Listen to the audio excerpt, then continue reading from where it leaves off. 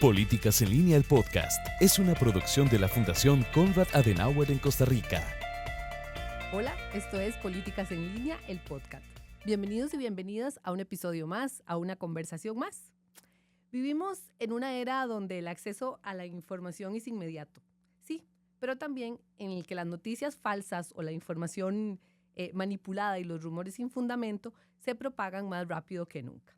De hecho, estoy casi segura de que muchos de nosotros tenemos ya en nuestro WhatsApp al menos 1 o 2 mensajes que se hacen llamar información, y estoy entrecomillando con mis manos para quien no me ve en este momento, porque esa información quizás no sea tan real, quizás fue manipulada por alguien con un interés particular o no fue verificada.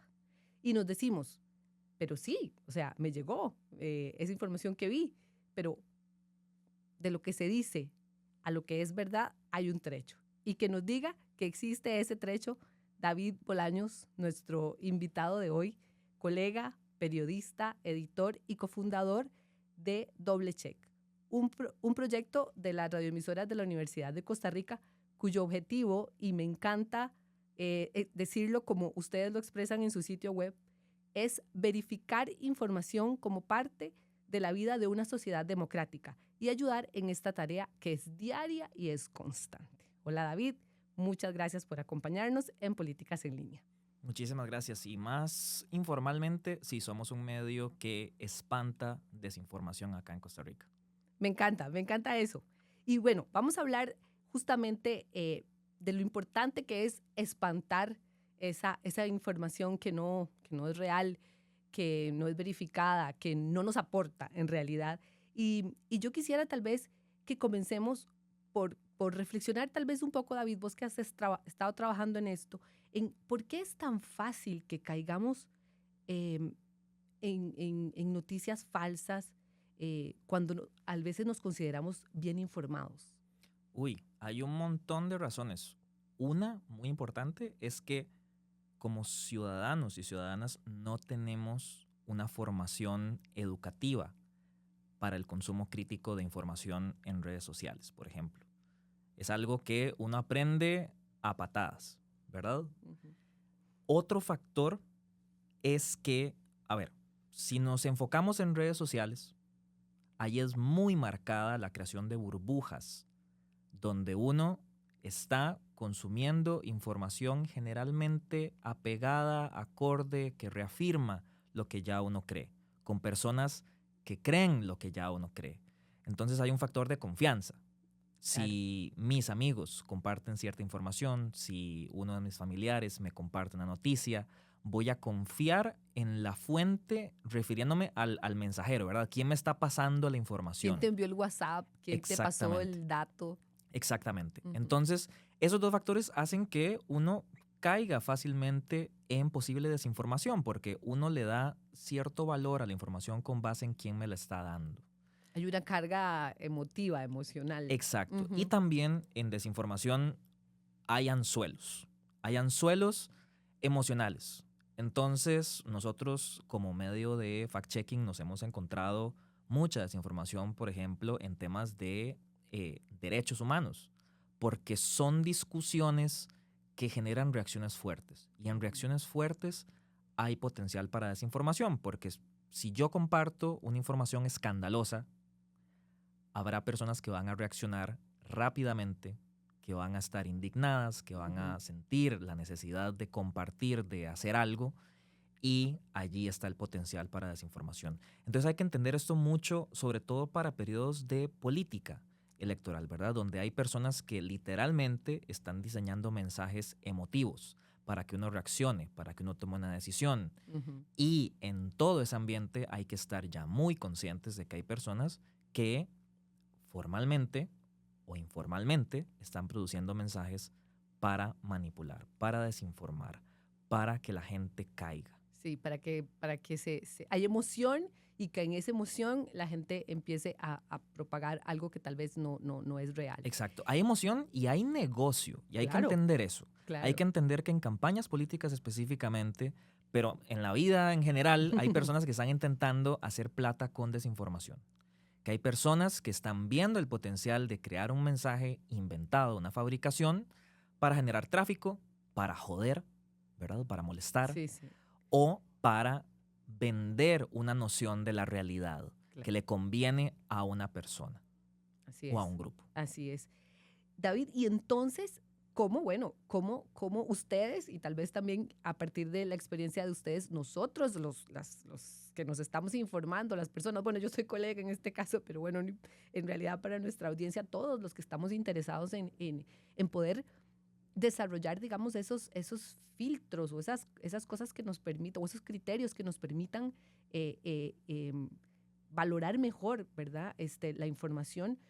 Tal vez yo quisiera que me contés cómo hacen ustedes en doble check este trabajo, cómo deciden qué información verificar y otra cosa muy importante, qué obstáculos encuentran en ese trabajo. Claro. El principal consejo para todo el mundo, periodistas o no, es controlar las emociones.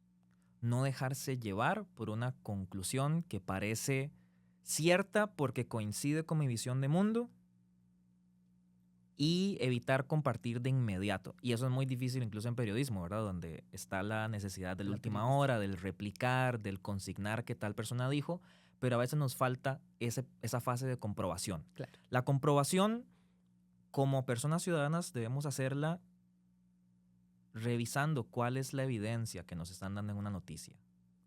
Según quién se está diciendo tal cosa. Lo que dice esa persona es cierto, está respaldado con datos, está respaldado con alguna estadística institucional. ¿Cuáles son los papelitos que me están dando en la información que estoy consumiendo? ¿Solamente están consignando un jerarca o lo están verificando? Eso que es llamamos, muy, muy importante. Más allá un poco de lo que nosotros en la jerga periodística llamamos el fairness. Sí y no. Okay. Porque, a ver, creo que hay una insistencia que ha sido incluso contraproducente para el periodismo y para nuestra sociedad en solamente la consignación. En decir, fulanito dijo A, sutanito dijo B, y usted como audiencia escoja qué es cierto, qué es falso. Cuando las personas que nos están escuchando, que nos están siguiendo, probablemente no tienen el mismo tiempo para verificar lo que una persona en el discurso público está diciendo. Claro. Esa fase de comprobación me parece que incorrectamente ha sido vista como una actividad política, cuando es en realidad parte esencial del trabajo periodístico. Absolutamente. El fact-checking no es una invención de ahora. De ahora, es la comprobación de hechos, es un pilar esencial del periodismo. Entonces, me parece que las personas también tenemos que vernos como consumidores. Ya nos están viendo personas en redes sociales, personas en comunicación en general que crean campañas de desinformación, que crean manipulación o propaganda. Nos están viendo ya como parte de un negocio. Entonces hay que entender que somos consumidores y que hay personas que nos están intentando meter gato por liebre. Sí. Y por eso tenemos que revisar la información como si se tratara de un electrodoméstico, de una compra que vamos a hacer para Navidad, de tener el mismo cuidado que tenemos si vamos a comprar un televisor, ¿verdad? Sí, esa garantía de que lo que me están diciendo es lo correcto. Completamente. Que está en el librito de especificaciones que me están ofreciendo con el producto. Porque puede ser que el producto, en este caso información, se vea muy bien y sea muy atractivo. Pero, ¿qué hay detrás? Hay que parar y consumir la información con más lentitud. Las redes sociales me parece que nos han acostumbrado a reaccionar inmediatamente, a acelerar ese proceso de ser parte de una reacción, ser parte de un mensaje como consumidores inmediatamente, ¿verdad? Apenas sale la noticia, apenas sale la publicación, pero es mejor esperar. Siempre es mejor darle chance a la información, verificar si hay otras fuentes, qué están diciendo los demás. Esos son detalles básicos que podemos seguir como periodistas y como ciudadanos en general. Buscar contexto, buscar otras reacciones, qué se está diciendo. Exacto. Dudar, bueno, que es como el principio básico también. Exacto. Siempre es sano ser escéptico, incluso en aquella información que uno cree que es definitiva, Ujú. porque ahí puede ser que notes que ahí lo que esté jugando es un sesgo propio y no el rigor mismo de la información que uno está viendo. Claro. Ahora, en cuanto a cómo seleccionamos la información, hay 3 factores esenciales. En primer lugar, la relevancia de quién lo está diciendo. No es lo mismo que un mensaje lo dé el presidente de la República, el presidente de la Asamblea Legislativa, el presidente de la Corte Suprema de Justicia, que una persona común y corriente, dueña de una sodita, que está reaccionando en redes sociales, Ujú. ¿verdad? Ahí la importancia del quién lo está diciendo es importantísima. Y eso hace que uno haga una ponderación de Ujú. qué verificar primero o a qué darle mayor importancia, porque los Ujú. recursos son limitados, somos un proyecto sumamente pequeño. Claro. También está la propagación del mensaje. Puede ser que un mensaje no le esté diciendo una figura pública Ujú. de relevancia pública, pero puede ser que un montón de usuarios, Ujú. incluso cuentas falsas, estén difundiendo un mensaje en específico que ya se esparció y hay que atender. Sí, la típica que dicen cuánto se viralizó, cuánto se compartió. Exacto, Ujú. exacto. Ese es otro Ese es factor de otro factor. ponderación. El tercero, que fue muy importante en pandemia, por ejemplo, es el factor de peligrosidad. Claro. ¿Cómo o cuáles son los riesgos a los que expone cierta información a la ciudadanía en general? Por ejemplo, el tema de la vacunación durante Ujú. la pandemia. Ahí puede ser que no le está diciendo una fuente pública, un mandatario, un jerarca. Puede ser que la información no se haya viralizado tanto a escala nacional. Puede ser que solamente se haya viralizado en un barrio, en una provincia.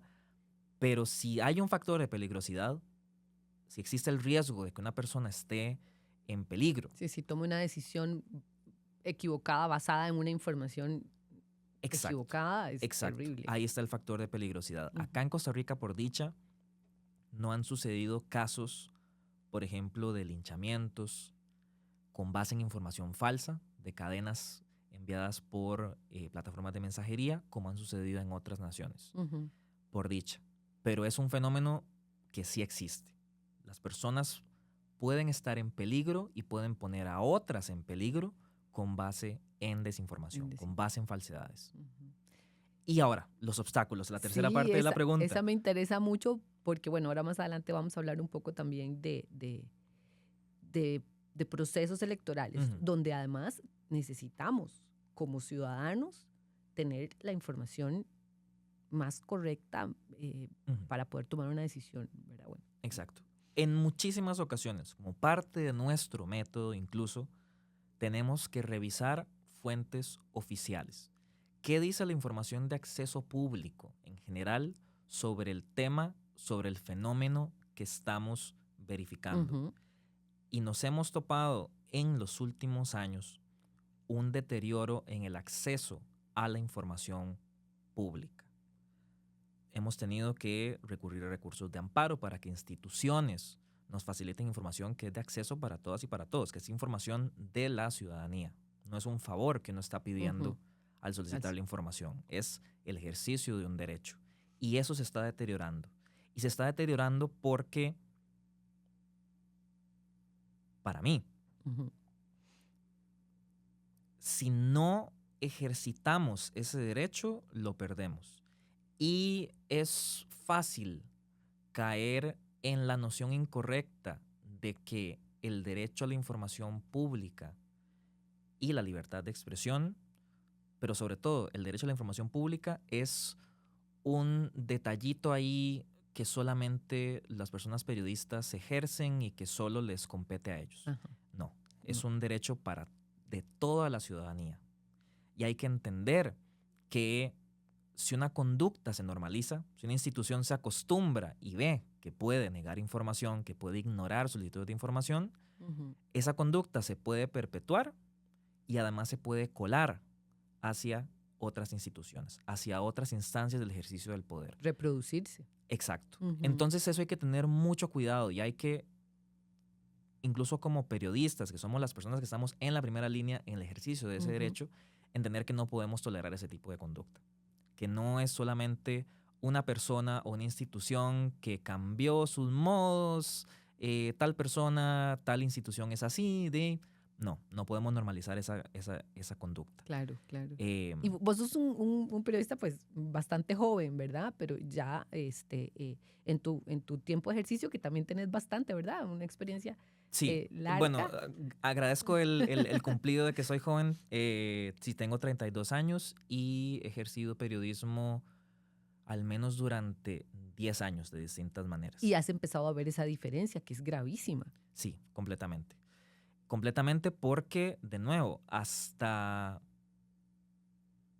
en los últimos años hemos tenido que presentar en doble check solicitudes de información y luego recursos de amparo porque no nos contestan esas solicitudes prácticamente 1-2 veces al año. Ujú. Y eso es muy poco común.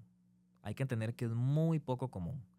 Puede ser que en alguna institución hay un cambio en el manejo de las solicitudes que van entrando y a veces uno entiende y hay instituciones que le explican a uno que se atrasó tal solicitud, que tal información es difícil de recopilar. Eso siempre pasa. Pero el silencio deliberado, sistemático, es raro y no puede tolerarse. Porque, de nuevo, Ujú. la información de acceso público es generalmente, en la mayoría de ocasiones, la que termina siendo esencial para tachar desinformación, ¿verdad? Y si no tenemos acceso a eso, estamos más expuestos a falsedades, a falsedades. manipulación.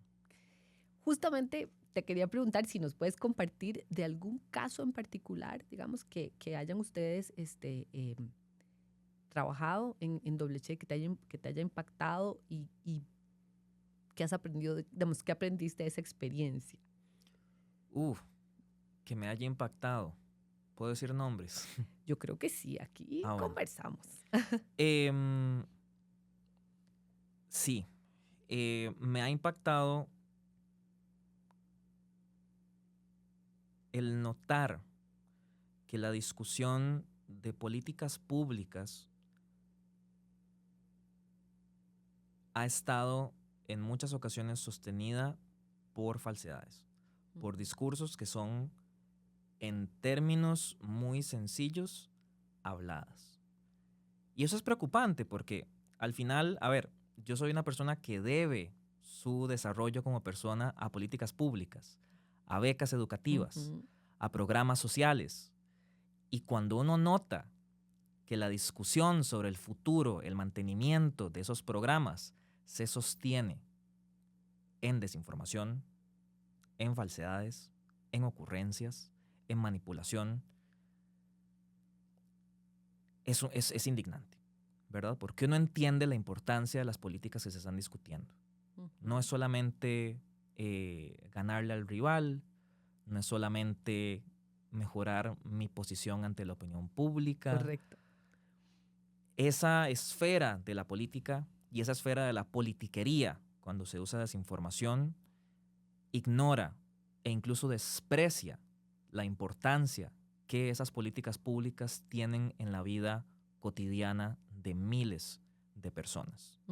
Entonces, por ejemplo, la discusión de la ley Jaguar fue una recurrencia constante a falsedades, a afirmaciones que eran insostenibles, a la negación de lo que se estaba diciendo en el papel de ese proyecto de ley. Entonces ahí, bueno, por eso decía mencionar nombres. Y el discurso que se manejaba. Exacto. Era una cosa completamente distinta lo que estaba en el proyecto de ley y la manera en que se estaba promocionando ese proyecto de ley.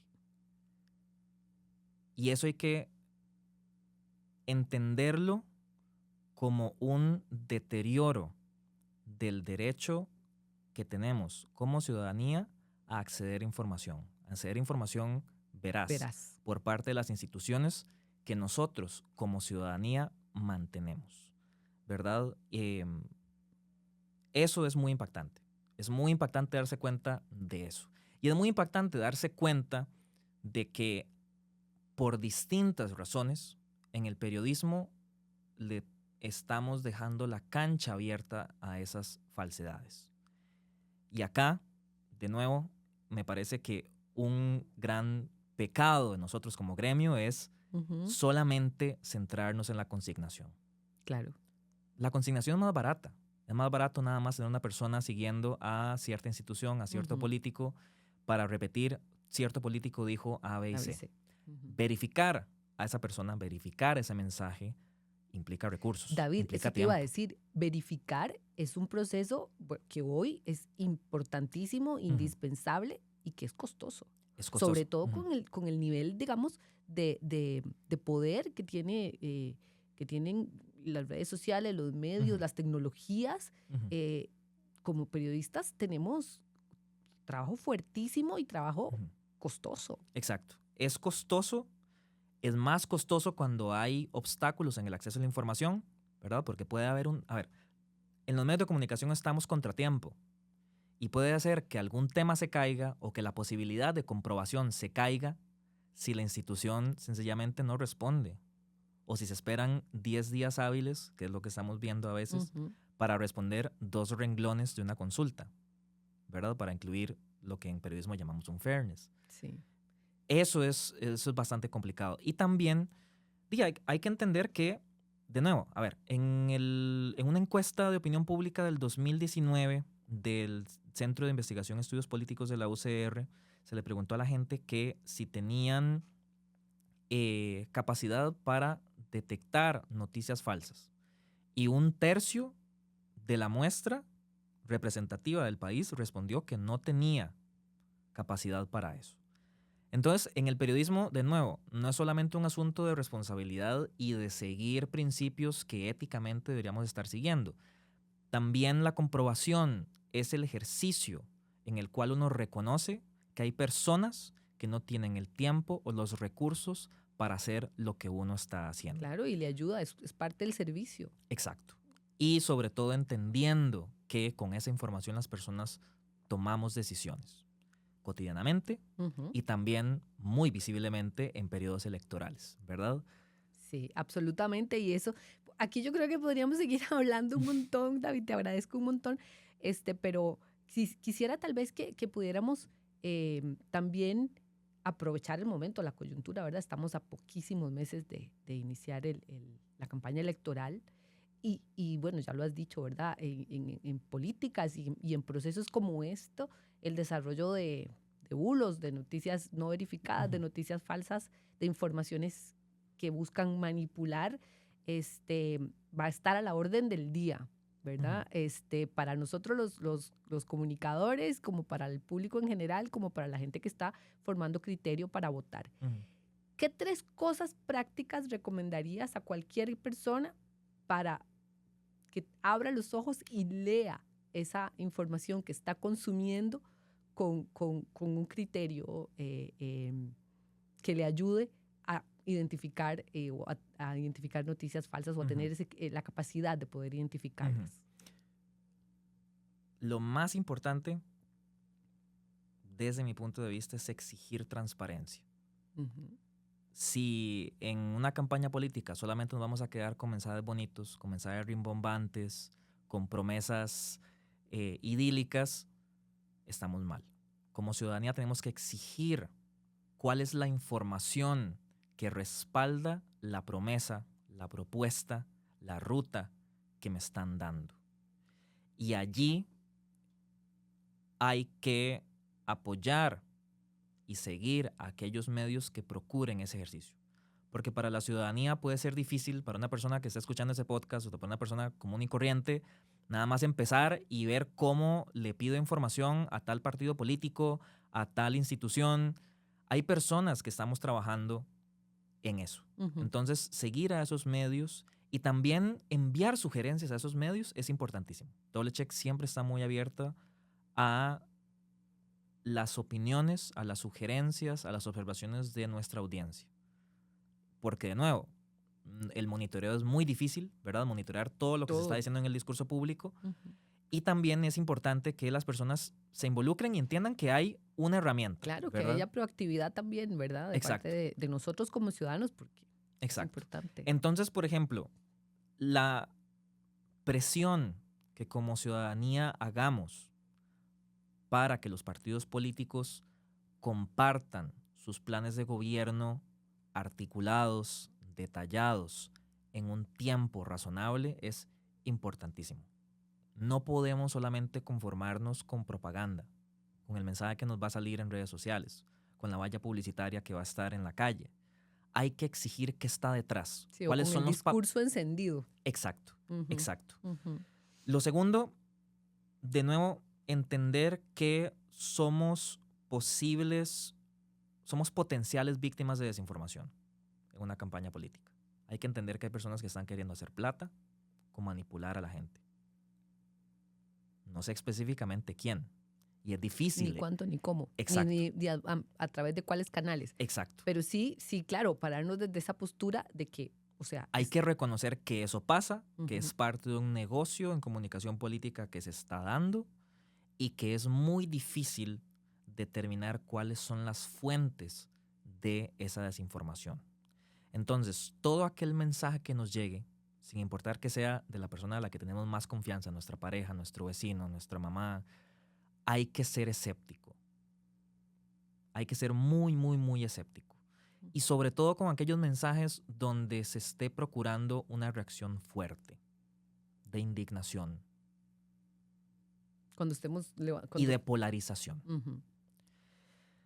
Y adicionalmente, a ver, hay que, y esto es un asunto más de corto y largo plazo, como ciudadanía tenemos que involucrarnos más en la manera en que se realizan las elecciones en nuestro país. Hay que estar más enterados de cómo funciona ese proceso, Ujú. porque lo hemos notado desde nuestra fundación en el 2018, en distintos periodos electorales, siempre sale algún tipo de desinformación sobre cómo se hacen las elecciones, sobre cómo se resguarda el voto, sobre cómo se recuentan los votos, sobre cómo se validan esos votos. Y allí hay un periodo de deterioro. Claro. Todo el ¿Verdad? proceso y también, yo diría aquí, metiendo la cuchara, ¿verdad? También de los pilares de nuestra democracia, ¿verdad? Exacto. Que tal vez a veces hemos dado esto como por sentado, pero no estamos pensando en cuáles son los pilares que sustentan nuestra democracia y justamente la posibilidad de elegir cómo queremos. ser. Exacto. Y es que al final tenemos distintas mediciones que han identificado una desilusión de las personas por los partidos políticos y por la política. Y esa desilusión puede ser utilizada para manipular. Y esa desilusión puede ser utilizada como arma contra la institución que con muchísima seguridad ha definido el ser costarricense. Ujú. Ninguna otra institución como el Tribunal Supremo de Elecciones ha definido qué es el ser costarricense en nuestro contexto, ¿verdad? Y ojalá que las personas nos involucráramos más directamente en el proceso electoral, que hubiera personas más involucradas, sumándose como fiscales, por ejemplo. En las últimas elecciones también el Tribunal Supremo de Elecciones y los partidos políticos han señalado la dificultad para hallar personas voluntarias que estén allí en el proceso electoral involucradas. Y por eso, al menos, si no podemos participar como fiscales, bueno, al menos en doble check no podemos involucrarnos para nada en política partidaria, pero si alguien tiene el chance y puede hacerlo, qué bien, qué dicha que se están involucrando directamente para conocer cómo es que funciona ese proceso de custodia, validación, recopilación de los votos. Y si no tenemos ese chance, al menos leamos previamente, preguntemos cómo es que funciona nuestro sistema electoral, cómo se protege nuestro voto. Porque si no, estamos expuestos a refritos de en tal lugar están manipulando de tal balotaje, en tal lugar se está cometiendo fraude. Y de nuevo... Lo típico que hemos escuchado no solo, bueno, gracias a Dios no tan fuerte en nuestro contexto nacional, pero sí en otras democracias latinoamericanas. Completamente. Y por eso me refiero a refritos, porque usualmente lo que uno ve son copias de lo que ya se está diciendo en otros lugares. En el 2022, en la campaña electoral, recuerdo que habíamos verificado unos videos que se estaban compartiendo entre usuarios de redes sociales en Costa Rica diciendo que iba a haber un fraude en las elecciones porque a las papeletas se les podía borrar el voto. Y era, a ver, lo que estaban compartiendo era videos de unas elecciones del 2016 en Colombia. Entonces, por eso me refiero a la posibilidad de refritos. Incluso en periodos electorales es fácil nada más agarrar de donde sea. Una imagen, un video, una cosa. Exacto, y decir está pasando aquí en Costa Rica. Entonces, hay que tener eso muy en cuenta porque independientemente de que haya medios de fact-checking o no, eso va a seguir pasando. Ya es una actividad establecida en las elecciones y hay que entender que la mejor forma de mitigar los efectos de esa actividad es prácticamente vacunándonos contra posible desinformación, preparándonos, haciendo la tarea a poquitos para entender cómo funciona ese proceso. Porque ¿cuál otra decisión es tan importante como quiénes van a ejercer el poder a mi nombre? Sí, quiénes van a dirigir el rumbo de nuestro país y de nuestras vidas. Exacto. Porque al final de cuentas, aunque uno diga, bueno, pues en mi casa mando yo, digamos, o sea, somos una sociedad y el gobierno y las decisiones que se toman desde ahí nos afectan a todos. Yo creo, David, que bueno, de verdad ha sido una conversación riquísima. Deberíamos de hacer otro podcast, otra conversación más cerquita ya del proceso electoral. Exacto, cuando ya tengamos desinformación específica que hemos verificado para desahogarnos quejándonos de lo que se está diciendo. Exacto. Porque es que sí, o sea, de nuevo, quienes están escuchando esto,